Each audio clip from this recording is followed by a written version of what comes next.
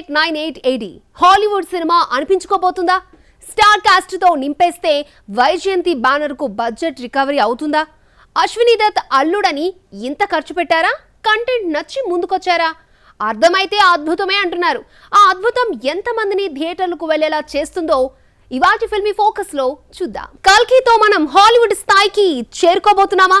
అంతర్జాతీయ సినీ ప్రేక్షకులకు మనమేంటో చూపించబోతున్నామా?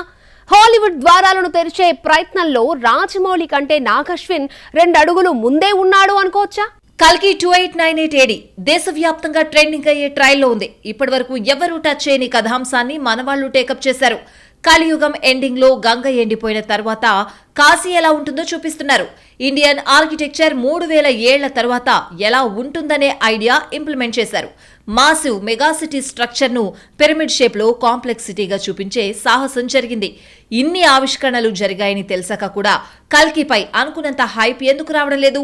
భైరవ యాంథమ్ ను దల్జీత్ దోసాంజియాతో షూట్ చేసి వదిలినా సరే ప్రేక్షకుల నోళ్లలో ఎందుకు నానడం లేదు? కాశీ, కాంప్లెక్స్, శంభాలా నగరాలతో దేవుడు లేని ప్రపంచ ఆవిష్కరణ గురించి మనం చెప్పుకోబోతున్న గమ్మత్తైన సంగతులు చాలా వరకు ఉన్నాయి. ఇక్కడ దర్శకుడి ఆలోచనలో ప్రతిదీ యునిక్, మనదై ఉండాలనే తాపత్రయం కనిపించింది. అసలు ఈ తరహా ఐడియా నాగ్ అశ్విన్ కు ఎలా వచ్చిందో బిగ్ బి ఇప్పటికే ఆశ్చర్యపోతున్నాడు. ముంబై ఈవెంట్ లో తనకున్న సందేహాన్ని అమితాబ్ అందరి ముందు అడిగేశాడు. ఓ తెలుగు దర్శకుడు హాలీవుడ్ సినిమా తీయాలంటే అతడు రాజమౌళినే అయ్యుండాలనే భ్రమల్లో ఇంతకాలం సగటు ప్రేక్షకులున్నారు. నాగ్ అశ్విన్ కూడా అంతకు మించిన సరికొత్త ప్రపంచాన్ని చూపించగలడు అనే విషయం కల్కితో నెరవేరబోతోందనే నమ్మకంలో అటు వైజయంతి టీం ఉంది. మరి వీరందరి నమ్మకాన్ని చూపిస్తున్న క్యూరియాసిటీని కంటెంట్ తో ఎంతవరకు నిజం చేయగలడు? అసలు ఇలాంటి థీమ్తో థియేటర్లో 3 గంటల సేపు ప్రేక్షకుణ్ణి కూర్చోబెట్టగలడా అనే సందేహాలు అటు ట్రేడ్ వర్గాల్లోనూ మొదలవుతోంది. ఎందుకంటే ఇక్కడ majority cine audience massive content కిచ్చే కలెక్షన్ రిజల్ట్ క్లాసీ లుక్ లో కనిపిస్తున్న ఓ ఫ్యూచరిస్టిక్ ఫిల్మ్ కు ఏ మేర ఇస్తారు అనే అనుమానాలు రేకెత్తుతున్నాయి. టీజర్ ని చూసి ఆహా ఓహో అన్నారు, ట్రైలర్ చూసి ఏదో మిస్ అయింది అన్నారు. ఆ గ్యాప్ ఫిల్ చేసే ప్రాసెస్ లో నాగ్ అశ్విన్ కు స్టోరీ రివీల్ చేయాల్సిన అవసరం ఎందుకు వచ్చింది?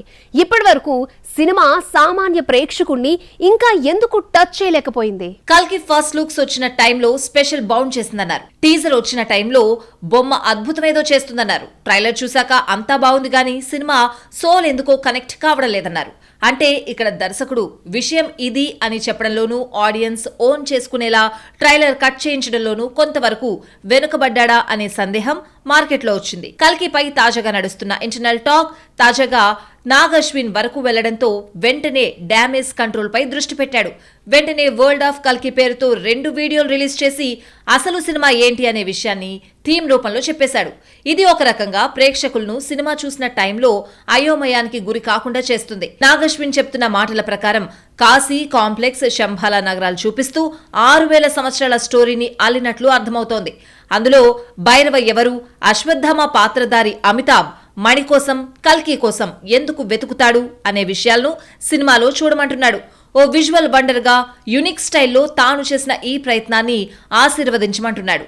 దర్శకుడు నాగి ఇప్పటి వరకు చేసిన ఎవడే సుబ్రహ్మణ్యం, మహానటి పిక్చర్స్ యునిక్ గానే ఉన్నాయి. కాకపోతే 2 సినిమాల్లో పాత్రలు క్లాసిక్ గా కలరింగిస్తాయి. మరి ఒక మాస్ హీరోని ఇంత పెద్ద సెల్యులాయిడ్ కు తీసుకున్నప్పుడు అతన్ని ఎలా హ్యాండిల్ చేశాడు? ఏం చెప్పి నిర్మాత 550 కోట్లు ఖర్చు పెట్టించాడనే చర్చ పరిశ్రమలో పెద్ద ఎత్తున జరుగుతోంది. హైలీ టెక్నికల్ ఫ్యూచరిస్టిక్ సినిమాకి మన పురాణాల బ్యాక్ డ్రాప్ ఎందుకు పెట్టారు? అశ్వత్థామ, కల్కి రోల్స్ ట్రెండీ ఆడియన్స్ ను ఎంతవరకు కన్విన్స్ చేయగలవు? త్రిశంకు స్వర్గంగా చెబుతున్న కాంప్లెక్స్ సిటీ హాలీవుడ్ రిఫరెన్స్లను ఏమైనా గుర్తుకు చేస్తోందా? ఫ్యూచరిస్టిక్ కాన్సెప్ట్ కావడంతో సరికొత్త టెక్నాలజీ, అడ్వాన్స్ మోడ్ లో ఈ ప్రపంచాన్ని నాగ్ అశ్విన్ ఊహాలోక నుంచి చూపించబోతున్నాడు. ఇప్పటి వరకు ఇండియన్ సిల్వర్ స్క్రీన్ పై ఇలాంటి కాన్సెప్ట్ రాలేదు. బలమైన యాక్షన్ సీక్వెన్స్, అద్భుతమైన విజువల్స్ తో పాటు అంతకు మించి బలమైన ఎమోషన్స్ కూడా మూవీలో ఉండనున్నాయంట. ఇదిలా ఉంటే ఈ సినిమా కోసం ఏకంగా 5 VFX కంపెనీలు విజువల్ ఎఫెక్ట్స్ పై వర్క్ చేశాయి. మూవీ ప్రమోషన్స్ ని కూడా తాను సృష్టించిన రైడర్ క్యారెక్టర్స్ తో నాగ్ అశ్విన్ చేయించాడు. బుజ్జి క్యారెక్టర్ ను ప్రేక్షకులు ఓన్ చేసుకోవాలని ముందుగా దేశవ్యాప్తంగా ఈ కార్కు ఎలివేషన్ ఇచ్చారు. చెన్నైలోని మహేంద్ర రీసెర్చ్ వ్యాలీలో ఈ కంపెనీని తుది మెరుగులు దిద్దగా అవుట్పుట్ షేప్ రావడంతో జయం ఆటోమోటివ్స్ తమ ఎఫర్ట్స్ పెట్టింది. 7 కోట్లు ఖర్చు పెట్టి చేసిన ఈ కార్ రేపు సినిమా రిలీజ్ అయ్యాక స్పెషల్ అట్రాక్షన్ అవుతుందేమో. ఇక కల్కి సినిమాకు ఛాలెంజింగ్ గా కనిపిస్తున్నది scale and visuals. Huge star cast కు స్కోప్ ఉండడంతో నిర్మాతలు భారీగా ఖర్చు పెట్టారు. అమితాబ్, కమల్ లాంటి హేమా హేమీలు సినిమాకు పనిచేశారు. ఇంటర్నేషనల్ మార్కెట్ ఉన్న దీపిక ఈ సినిమాకు పనిచేసింది.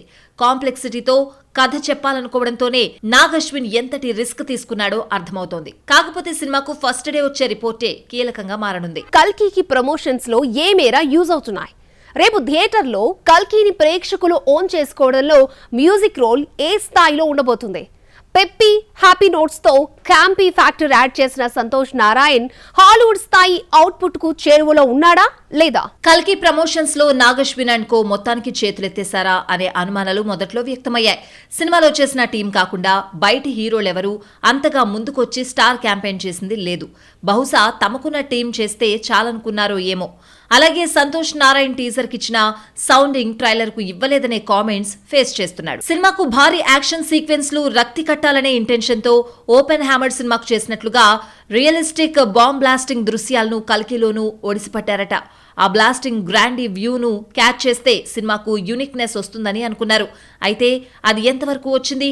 ఆ రావడం కోసం పనిచేసిన కెమికల్ ఇంజనీర్ల కృషి ఏంటన్నది తెరపై చూడాలి.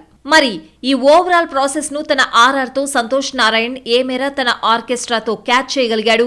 గూస్ బంప్స్ వచ్చేలా అతను పెట్టిన ఎఫర్ట్స్ ను థియేటర్ ఆడియన్స్ ఎలా రిసీవ్ చేసుకుంటారు అనేది $1 మిలియన్ ప్రశ్న. కల్కి వరల్డ్ లో రిసోర్సెస్ లు లేవన్నారు.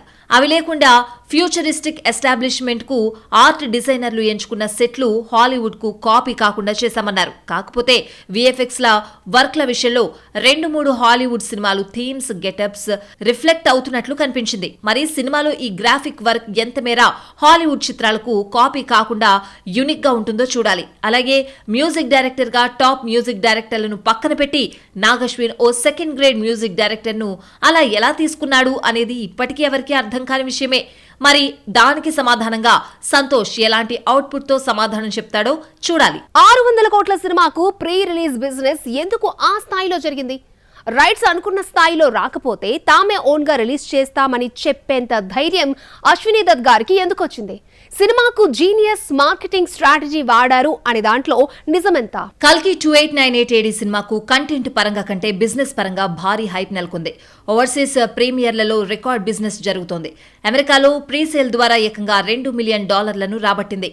విడుదలవ్వక ముందే అడ్వాన్స్ బుకింగ్ ద్వారా ఓవర్సీస్ లో $15 బిలియన్ వసూళ్లకు ఆస్కారం ఉంది. ప్రీ రిలీజ్ ఈవెంట్ ఇటీవలే ముంబైలో జరిగింది. కల్కి 2898 ADకి మేకర్స్ రికార్డు ధరలను కోట్ చేయడంతో డిస్ట్రిబ్యూటర్లు షాక్ అవుతున్నారు. నిర్మాతలు సినిమాపై మంచి నమ్మకంతో ఉండడంతో సినిమాను తక్కువ ధరకు విక్రయించడానికి ఇష్టపడలేదు. అవసరమైతే తామే రిలీజ్ చేస్తామనే ధీమాను చూపిస్తూ ఉండడంతో సినిమా స్టఫ్ పై ట్రేడ్ వర్గాల్లో కొంత నమ్మకం వచ్చింది. నార్త్ అమెరికాలో 210 ఐమాక్స్ షోలు ఇప్పటికే షెడ్యూల్ అయ్యాయి. విడుదలకు ఇంకా సమయం ఉంది కనుక ఈ సంఖ్య రెట్టింపయ్యే అవకాశాలు ఉన్నాయంటున్నారు. ఇక తెలుగు రాష్ట్రాల బిజినెస్ రేషియో 180 కోట్ల రేంజ్ లో ఉంది. మిగిలిన సౌత్ ఇండియాలో దాదాపు 50 కోట్లు, నార్త్ ఇండియా 100 కోట్లు, ఓవర్సీస్ రైట్స్ దాదాపు 100 కోట్లు. బ్రేక్ ఈవెన్ కోసం ప్రపంచ వ్యాప్తంగా 800 కోట్ల గ్రాస్ సాధించాల్సింది. అంటే దాదాపు 500 కోట్ల రూపాయల షేర్ రావాలన్నమాట. ఈ సినిమాకు భారీ బడ్జెట్ పెట్టారు. కాబట్టి హిట్ అవ్వాలంటే సలార్, బాహుబలి 2 కంటే ఎక్కువ వసూళ్లు రాబట్టాల్సిందే. మాస్ మూవీ సలార్ తో పోల్చితే సైన్స్ ఫిక్షన్ డ్రామా అయిన కల్కి మూవీకి సలార్ కి మించి రేటు సొంతమైంది. కానీ డిస్ట్రిబ్యూటర్లకు లాభాలు రావాలంటే మాత్రం సినిమా చాలా కష్టపడాల్సిన అవసరం ఉంది. టికెట్ హైక్స్ అడ్వాంటేజ్ లభించబోతోంది. అలాగే స్పెషల్ షోలు కూడా పడే అవకాశం ఉండడంతో కల్కి టార్గెట్ ను అందుకునే అవకాశం ఉందని చెప్పాలి. లేటెస్ట్ గా రాయలసీమ ఏరియాలో సినిమా బిజినెస్ కంప్లీట్ అయింది. ఇంతకు ముందులా నాన్ రిఫండబుల్ అమౌంట్ కింద బిజినెస్ జరగలేదు. కానీ ఓవరాల్ గా కల్కి సినిమాకి అడ్వాన్స్ బేస్ మీద ఏకంగా 27 కోట్ల రేంజ్ లో రేట్ ని చెల్లించినట్లు తెలుస్తోంది. టాలీవుడ్ హిస్టరీలోనే ఇది one of the biggest rate అనే చెప్పాలి. కానీ ఇక్కడ ఒక ట్విస్ట్ ఉంది. సినిమా టోటల్ రన్ లో ఈ మార్క్ ని దాటిన తర్వాతే లాభాలను మేకర్స్, డిస్ట్రిబ్యూటర్లు పంచుకుంటారు. అనుకున్న మార్క్ ని అందుకోకపోతే ఎంతవరకు లాస్ వస్తే అంత మొత్తం మేకర్స్, డిస్ట్రిబ్యూటర్లకి రిటర్న్ ఇవ్వాల్సి ఉంటుంది. కల్కి ఓవరాల్ ఎపిసోడ్ లో బౌంటీ హంటర్ భైరవ కంటే అశ్వత్థామగా చేసిన అమితాబ్ బచ్చన్ పాత్ర కీలకంగా కనిపిస్తోందా? అసలు పార్ట్ 1 లో సుప్రీం ఆస్కిన్ కమల్ రోల్ ఎలా ఉండిపోతోంది? అద్భుతం అర్థమయ్యేలా చేయడంలో మేకర్స్ అమలు చేస్తున్న స్ట్రాటజీ కరెక్ట్ గా ఎగ్జిక్యూట్ అవుతోందా? కల్కి సెకండ్ ట్రైలర్ విజువల్ ఫీస్ట్ గా ఉంది. ట్రైలర్ ను మేకర్స్ సాలిడ్ గా కట్ చేశారు. ప్రభాస్, అమితాబ్ బచ్చన్, దీపికా పదుకొనే, శోభను చూపించారు. మాళవిక నాయర్ ను సర్ప్రైజింగ్ గా రివీల్ చేశారు. దీంతో సినిమాలో అనేక మంది భాగమైనట్లు తెలుస్తోంది. At the same time big B role భైరవను మించి ఉంటుందని తెలుస్తోంది. కల్కిలో ద సుప్రీం యాస్కిన్ గా నటిస్తున్న కమల్ లుక్ ఔరా అనిపించింది. లోకనాయకుడిని ముందు ఎవరు గుర్తుపట్టలేదు. తన పాత్ర కోసం అంతలా మేకోవర్ చేయించుకున్నాడు. ఇక్కడ కమల్ డెడికేషన్ పట్ల సర్వత్రా ప్రశంసలు కురుస్తున్నాయి. మంచి అవుట్పుట్ కోసం ఎంత హార్డ్ వర్క్ అయినా కమల్ ఈజీగా చేస్తారని గుర్తు చేసుకుంటున్నారు. 69 ఏళ్ల వయసులో కూడా కమల్ కొత్తగా కనిపించాలని చేసిన ప్రయత్నం పట్ల తంబిలు హర్షం వ్యక్తం చేస్తున్నారు. కోలీవుడ్ మార్కెట్ కల్కికి ఇచ్చే స్పేస్ ఏంటి అనేది అప్పుడే చెప్పలేం. ప్రస్తుతం ఎక్కడ చూసినా కమల్ కోసమే చర్చ నడుస్తోంది. ఈ సినిమాలో ప్రభాస్ భైరవగా నటిస్తున్నప్పటికీ కల్కిగా మారతాడని ఎప్పటినుంచో టాక్ వినిపిస్తోంది. మరి కల్కికి విరోధి అయిన కలి రోల్లో ఎవరు నటించారనే డిస్కషన్ జరుగుతోంది. ఆ పాత్ర కూడా కమల్ చేస్తున్నారని కొందరు చెప్తున్నారు. కల్కి రిలీజ్ కు వారం ముందు ఇంతలా వచ్చిన హైప్ సినిమాకు ఆడియన్స్ ను భారీగా తీసుకురావడంలో ఎలాంటి రోల్ పోషిస్తుందో చెప్పలేం. కాకపోతే కల్కిపై ఇంతలా హల్చల్ నడుస్తున్నా ఆడియన్స్ కంటెంట్ పై ఇంకా ఓ క్లారిటీకి రాలేకపోతున్నారు. ఏదో తగ్గింది, అదేంటి అన్నది స్పష్టంగా చెప్పలేకపోతున్నారు.